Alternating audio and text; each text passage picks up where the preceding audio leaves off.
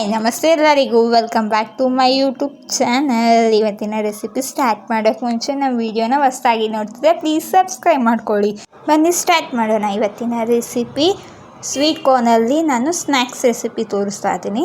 ಮೊದಲಿಗೆ ನಾನು sweet corn ತೊಗೊಂಡಿದ್ದೀನಿ. ಆಮೇಲೆ ಪೆರಿ ಪೆರಿ ಮಸಾಲ, ಚಾಟ್ ಮಸಾಲ, ಖಾರದ ಪುಡಿ, ಉಪ್ಪು, ರುಚಿಗೆ ತಕ್ಕಷ್ಟು ತೊಗೊಂಡಿದ್ದೀನಿ.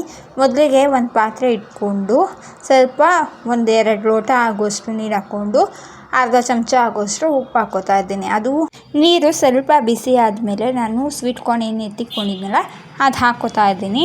ಹಾಕ್ಕೊಂಡು ಇದು ಒಂದು 5 ನಿಮಿಷ ಚೆನ್ನಾಗಿ ಕುದಿ ಬರೋ ತನಕ ಬೇಯಿಸ್ಕೊತೀನಿ. ನೋಡಿ, ಈ ಥರ ಚೆನ್ನಾಗಿ ಕುದಿಬೇಕು, ಅಲ್ಲಿ ತನಕ ಬೇಯಿಸ್ಕೊತೀನಿ. ಅದಾದಮೇಲೆ ನಾನು ಒಂದು ಬೌಲಲ್ಲಿ ಸರ್ವ್ ಮಾಡ್ಕೋತಾ ಇದ್ದೀನಿ. ಆದಮೇಲೆ ಆ ಬೌಲಲ್ಲಿ ನಾನು 4-5 ಚಮಚ ಆಗೋಷ್ಟು ಕಾರ್ನ್ಫ್ಲವರ್ ಹಾಕ್ಕೋತಾ ಇದ್ದೀನಿ. ಕಾರ್ನ್ಫ್ಲವರ್ ಹಾಕ್ಕೊಂಡು ಆಮೇಲೆ ಉಪ್ಪು, ಖಾರ, ನಾನು ಚಾಟ್ ಮಸಾಲ, ಪೆರಿ ಪೆರಿ ಮಸಾಲ ತೊಗೊಂಡಿದ್ನಲ್ಲ ಅದು ಇದೆಲ್ಲ ಸೇರಿಸ್ತಾ ಇದ್ದೀನಿ.